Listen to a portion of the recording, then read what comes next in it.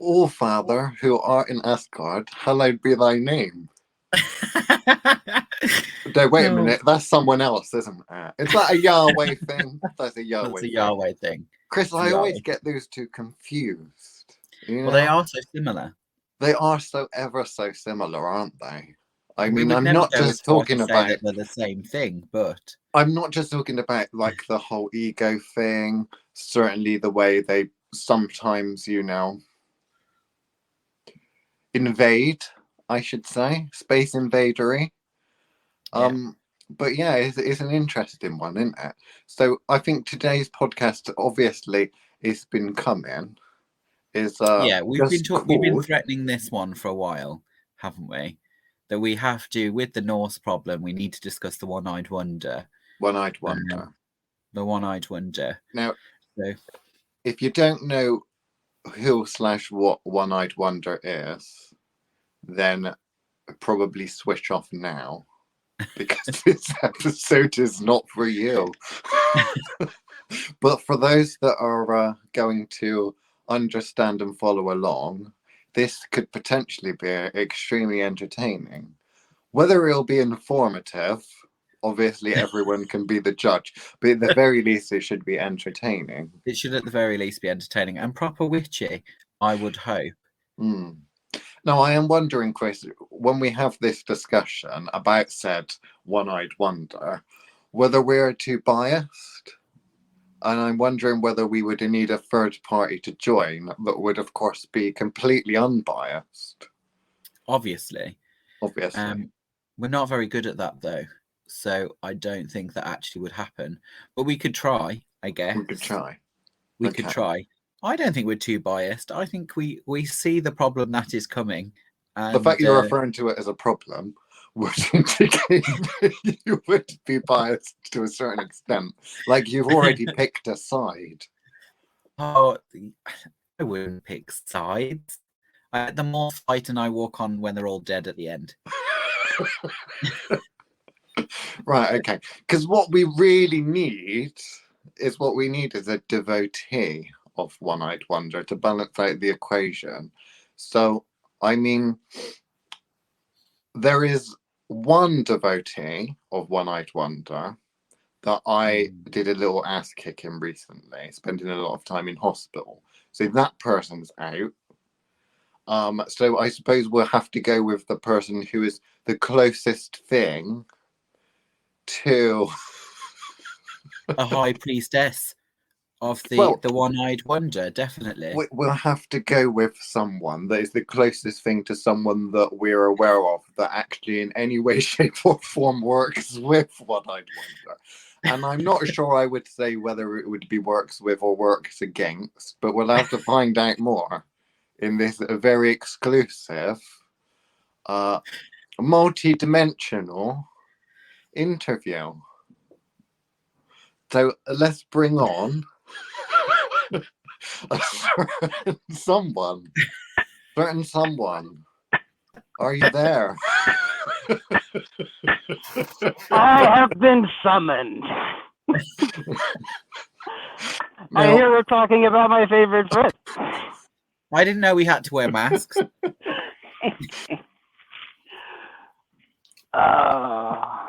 Hello. Hello. Welcome back. Did you like my magical appearance?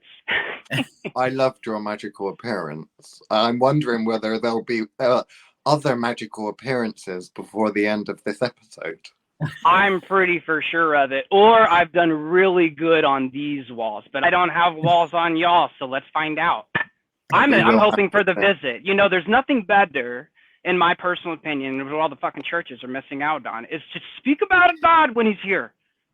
That's really the trick of really when things really start to get interesting, is being able to invoke said spirit so they can be a part of the same conversation as well. I do not hide from this man they call Odin. I do not. So here we are, no mask, we have no mirrors, we have no words, my walls. Let us begin our speeches. Well, it sounds like you're a man that have a speech probably prepared about the one-eyed wonder. No, I vomit it every time and it's gold every time. I haven't been disappointed yet. So I would like all to you start with y'all's understanding, and then I am sure that I am going to chime in from time to time, or interrupt, or not say anything, or agree or disagree from my own perspective of actually working with Wotan, Odin, whatever name, Jesus. I believe he was this last round. I think he was also Father Christmas this Christmas. I think we got to see him as Santa Claus. I do warn Papa Legbe. I already sent a crow out to him to be heads up, because there's somebody with the daddy issue that is just eating up all the daddy titles. You're in danger. You're in danger. Well, it's That's all I got very to say now. that you mentioned daddy issues, because I really struggle. There are certain spirits, gods, whatever you'd like to call them, followers of such things, that I often get confused by. Now, they're often at war with each other and dislike each other, but they often seem very much to be in a That was similar fast. and that is the group of people with daddy issues, because I'm wondering whether the one-eyed wonder and its followers can be equated in some way, shape, or form to a lot of our good Christian friends that we see. I see a lot of dedication there, and also I see a lot of parental neglect upon occasion as well. I'm wondering, can you draw parallels between devotees of different faces, of different deities and such, and whether I'm the only one that sees this? So I wonder what you two think. Me personally, when dealing with any subject like this, I like to read the subject matter available by the victors that have been provided for us, to have at least some sort of context, because I already have a name, you know, so I kind of want to see not just what they think of, but what does they think of, and what are they doing, and what are their books, what are they, you know, these type of things, too, and just to have a mindset of where these people are coming from. I see a lot of similarities in old Christian, old Abrahamic workings in not only the stories and tales that we get from Odin, but his personality and flavor that is apparent inside of those tales. And we see it a lot in their practices too, you know, their practitioners that they have down in here. You know, old Abrahamic are blood gods. They do a lot of blood sacrifice. It's a big thing. We even had, who was it? Who come to my mind? I've been so far to the Bible. Was it not Abraham that put his son on the stone, tested by God? You know, and these type of things, this is a very Abrahamic, forceful, demand, submittal approach. If we take the names out of it and we just kind of read the context of the stories, we can see that we have a figure that demands you submit every facet of yourself. You know, in these type of things. So I do see a lot of similarities, you know, and flavors that are there. I'm not here to shit talk Odin. I'm going to, because I'm just going to talk truth about him, and that's just how things are going to pan. But I want that to be known, that I'm not here to attack the Norse culture. I'm not here to attack the millions of people that are followers of him. They will find their own truths as these trees begin to stand up, the holders of those runes, you know. So I think that these topics are all very hand in hand with the one that they call Odin, and also the Bible, and also the book of Revelations, and also the prophecy of Veluspa. Have you heard enough yet, Allfather? They are very similar. You know, they're very similar in nature. It's just one group of people gave you names and deities and entities that they're going to take the faces of, and the others said, a whole bunch of demons are coming. So we're talking about a copyright violation. Is that what you're saying? Yeah, absolutely. Well, no, because, you know, with modern copyright laws, we only have to be 10% of variance from the original story to fall within legal scope. So no, he's within all legal rights. I believe so. All legal rights. Okay, plagiarism. Is that what we're going for? Well, no, I think what it really boils down to is in the terms of puppeteering. You know, when we see that we may not need to look down here at the fun stuff, you know, and the faces and the stories and the names, but if we were to see this hand, we would most likely see, and let's not piss them all the way off and say they're the same person, but let's talk about flavors. Let's talk about energy streams. Let's talk about working with planetary energies like everybody's supposed to have been doing by now. That's a fucking freebie. And noticing that it comes with a flavor of characteristics. And, you know, when we can start to see these, we can see that some of these hands, they taste like chicken.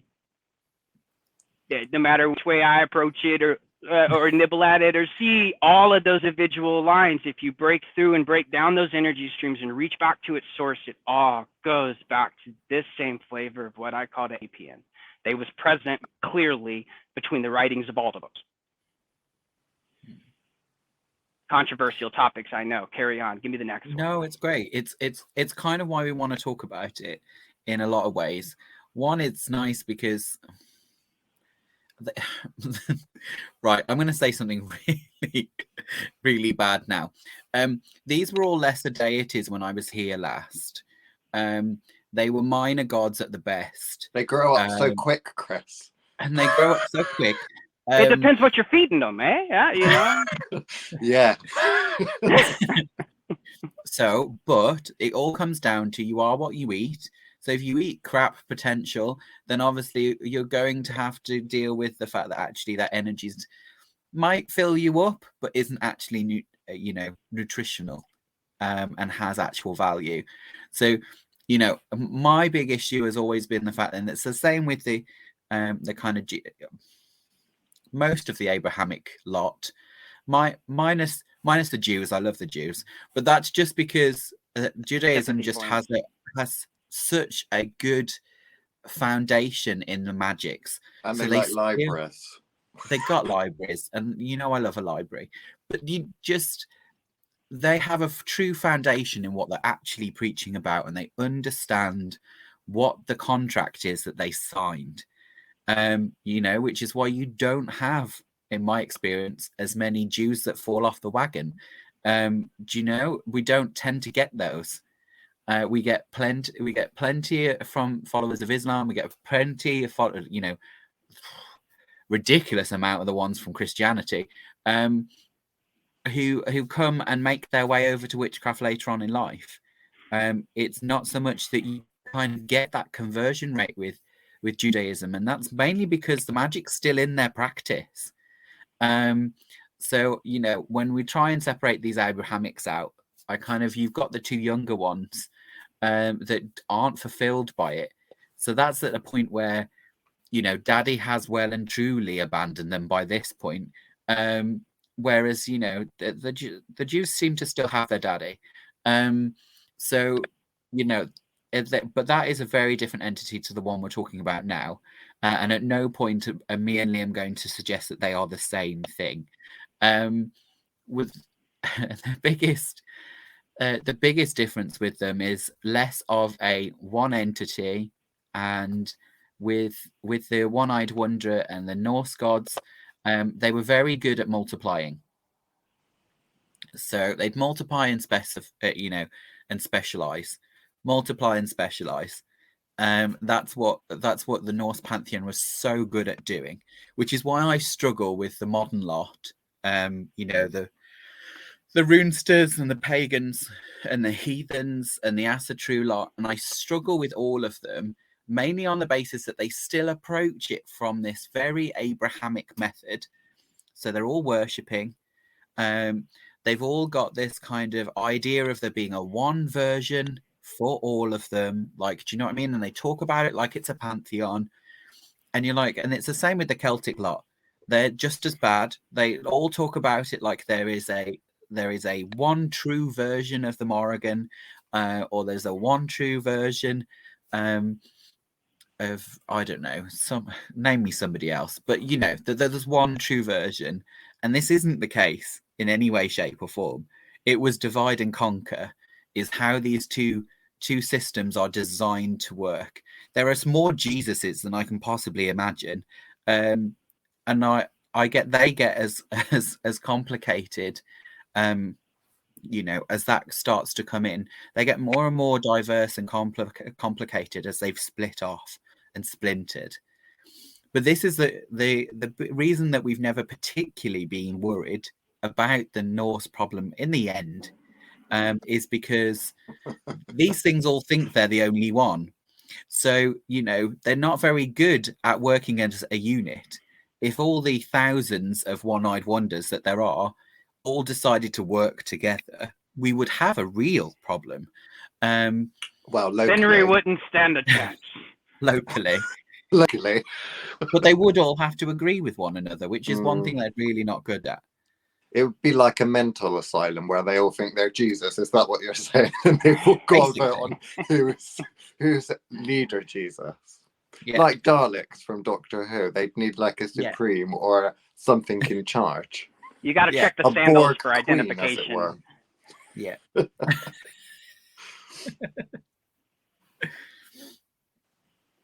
So yeah, sorry, I don't know where you wanted to go with that, but my issue is more.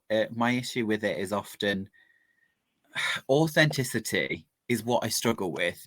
I struggle with the recreationalists trying to recreate something they have no idea about, and they want to do it in the most bizarre ways, which is they want to use archaeological evidence. And they want to focus on what's left in the scriptures. And you're just kind of like, well, the scriptures you are dealing with are Anglo-Saxon at best, which means they're already Christian versions of the original story. Same with our story. Archaeology problems. It's just another group of people desperately trying to find the same answers that we're found. It's much older than that. And then that's where the problem comes in. Age here now comes into play. What of the children that get swept up in all of this, though? Because if you think about Punch and Judy, you know the Punch and Judy show on a beach where they got the little man in a box with the puppets and all the kids give the money and watch the show? Actually, you talk about strings on puppets. This is just a fat guy in a box on a beach. But the children... At some point, someone's got to say that. This is just a fat guy on the beach with a fucking box, man. I'm going to make my own box. Fuck it. You know, and you start making your own puppets. You know, and that's where, I think for the lost children of the Aesir, most of it's collateral damage. Most of it's not going to be a big issue. Odin has a collection of his own that he's interested in that he brings forth. Now, he'll work through like anybody else was. Put yourself in his shoes. If all of a sudden some stranger just showed up sucking your cock, oh, hell me. I'm probably but I'm gonna kind of do some work through there, but that relationship's going to be completely different than if Odin saw you because of your actions and he saw you on the field of his puppeteering play set here and you caught his attention. And then we go into, do I hate you or do I want to work with you? Typically, his approach is he's a recruiter. That's the Norse problem. He's a recruiter. Coming from a military background, I can smell a recruiter from a mile away. I don't care about what's here. That motherfucker wanted me to sign a contract and a hard one to get out of. So with Odin having his own halls, and 90% of the people that he is working with most likely do not have a place in his halls. They're just in crucial key spots that'll be perfect, to be able to be activated during certain times to be seated to work this bigger plan out. That's that random stranger you met at Walmart. It wasn't a random stranger. That person was already solved and you needed to say something that sparked that event that caused a fate and you can move on with your business. That's how the gods work. They work from more of a linear perspective, in my opinion. That's how they view the board when they work. Most of their children are still mundanes. They're stuck at the face value of things like runes, and the fact of the access point there to the runes of what we would call a closed practice. Is what we would call, because access needs to be granted from them. We'll go into a different podcast on that. I think it's irrelevant, all their children, that they're worshiping and that they're coming out by the mass millions. And I'm seeing this new pagan thing kind of craze come out where everybody's wearing everything and not really understanding animism and not really understanding the base root working of where even the Norse pantheon preaches and teaches about in their work. Most of them are going to die several times and get caught up in this cycle of unawareness. They're mundane. So really, how much do we care about them? Really kind of boils down to that, I believe. It depends on how much of a sociopath you are, because I do liken a lot of these people to domestic do you have violence. do you have an access to a gun and a school full of kids that don't like you? That's crazy. You know, there are these type of implications that nobody feels comfortable speaking on, which I have a set of runes that is screaming at me from a corner of my left-hand side right here, that these are the topics that really need to be discussed in the Norse problem. We feel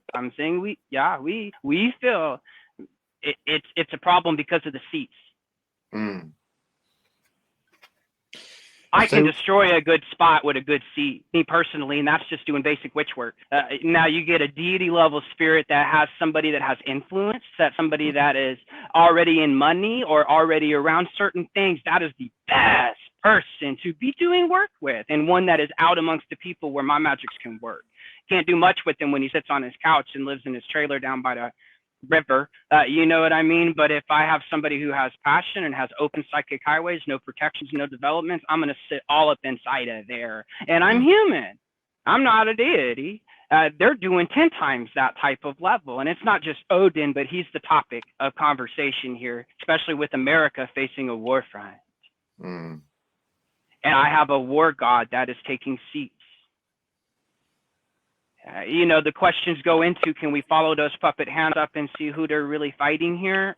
Is this still attached to that fucking wolf that's going to get him that he's all ate up about? Or is this something different? Is this somebody else's game that he is a part of, that he's playing his hand and his part in? And we need workers out here. We can only do so much. These spirits can only do so much. But with seats, they can do a lot. Priest. High priestess. No, you ain't. I sat on you. It was an empty seat. Nobody was home. It was just like a Sunday at 10:30 during worship. I was the biggest thing there.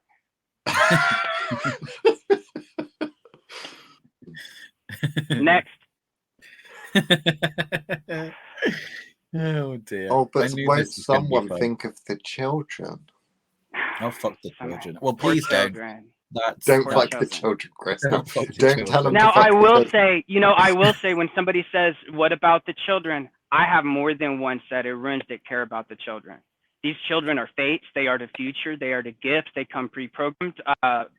Like us naturals that are out here, most of these kids that are being born right now are like on crack, man. They're wide open. And you know, with that nurtured correctly, can do great things, or it can destroy great things.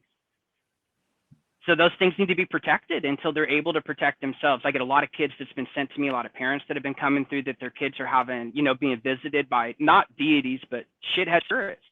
You know, negative entities that are preying and that are feeding and that are sitting in those kids and causing mass depression, causing lack of sleep and bad. I mean, it's a slippery slope. But if one can look back and see that actually this isn't a funny topic, this is a serious motherfucking problem. It's a pandemic, and I'm so grateful that the gods have stepped in finally. And it's not just me. There's others in the Patreon too that they work with and through. You know, I know that at least 2 of them. We are spreading that awareness. Yeah, we are spreading. It reminds me a lot of Saturn's first hour. We can't talk about that here. The first episode that you did. I don't know what you're talking about. I don't remember. I don't even know where that came from. I think I pulled it from somewhere I shouldn't have. I'm putting it back. Let's not talk about that. That must be some secret thing that the Patrons talk about. I don't know what that is. Yeah, I think it's got a lot of rules of Fight Club, you know? You're not supposed to talk about it. First rule of Fight Club. Don't talk about Fight Club. Like when a funny uncle touches you on the knee when you're a child, you're not supposed to talk about it. I've likened that a lot. Definitely don't tell the priest. He'll think you're available. And you know, when it talks about, I just had something just came to me over here. When it talks about kid and we talk about, you know, the problem being in there. If the kid is a mundane or the target, we'll call them targets. I know we're dropping moralities here, but the spirits I work with ain't got no fucking morals. There's human morals, and then there's this other level of ethics that goes on. And you know, who am I held accountable by? It's up here. So, you know, we at least have to think like them. If I grabbed a mundane that had no access, no abilities, no natural flow of a rhythm or anything, that mundane can throw a temper tantrum, and it's not the end of the world. Now, if I was to grab somebody with like my makeup, pretty heavy mercurial spirit, pretty heavy into Mars. If I see that out there and then I turn him into an anger rage, all of a sudden I have a riot.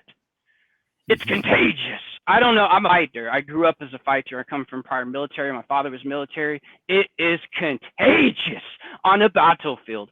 Whether you're fighting with guns or whether you're fighting with fists or whether you're fighting with knives, there is an energy that is present. And when we can place that energy and just spark just a piece of it, nature will take its course. And we will start to see now movements, and we can start to see expansions and awful travesties. And then when we start to see from a psychic level, from a witch's perspective, if you were to watch these atrocities go down, where the rabbit hole gets really deep is who else is showing up during that time frame, right? During that moment, who else comes in from afar, and what is going on there? Go sit in a Catholic church and watch how that energy moves around. Thank you for that tip, Chris. That's some scary shit. When you start to see the work, right? Yeah, when we start to see the work, that's where we should be working with all gods, is how does it work? It's funny you mentioned that, actually. I mentioned that to somebody else recently, where they were only used to being in particular types of churches, kind of, a Baptist or whatever, and it was and the kind of lower level stuff. And I was kind of like, okay, have you ever been in and seen a Catholic procession, Catholic procession or high church, and you've gone and actually seen, and then at that point you'll start to see where the magic actually is occurring, and why those places have a different feel completely from their congregation. There really and I is will also warn that if you're trying to manipulate said worship, that's being pumped out for free, and there is something that's going to be there to receive it, you're going to find out pretty fast. Yeah. It's a way to make enemies. I know. That's what I used to do as a child. So, but no, I used to love going to kind of high church, because it was the only time I felt that I was watching magic, outside of life. But how divorced must you be to go and look at that is literally in your face and still not see it? Yeah. I think you have to be there is a line that you must cross. You must leave your Garden of Eden. You must leave the garden. You must leave that unawareness to be able to become aware, and that's scary. It is. And that's where it turns most of us off. It scared me from practice for 5 years. 5 years I hid. Like it did not exist until I just couldn't hide anymore. And then you start to realize the vastness and, the chess games that are really being involved, and you start doing real witching and real psychic work, like getting out there. And like I've mentioned before, I got clients all over the world that just randomly kind of get pulled to me and stuff. And we start to see a common flavor, out there amongst the people. My mind just went blank. The thing is, what keeps interesting me, and I think is something we actually haven't talked about, is the fact that actually the New Agers keep talking about this kind of age of Aquarius, and obviously this is the phase that we're moving in. We're moving out of the age of Pisces, which was very much the age of the sword. It was designed very specifically to be the age of the fish, and we know that fish is Jesus Christ. It was very much, that was what the last 2,500 years have been about. And then you're now starting to move into this next thing. And because it's the water carrier, people start to think, oh, that's going to be like a big space of connection and all these things. And you're kind of like, yes, but what kind of connection? Because what starts to happen when people's minds start to open is the people that don't want your mind to be open get a bit pissed. So the whole idea of this being able to be open brings two big possibilities, and those big possibilities that greater connectiveness, greater being able to, a better spiritual awareness, but that also comes with the problems of the fact that actually that means more children born open, which means more availability to be manipulated, and a bigger opportunity to be seeded by things that aren't actually I'm using that phrase because I'm trying to get away from. I love that priest. phrase. I But- think seated is perfect. But these are all like you were saying previously. These are all open seats that have an opportunity to make new allegiances, and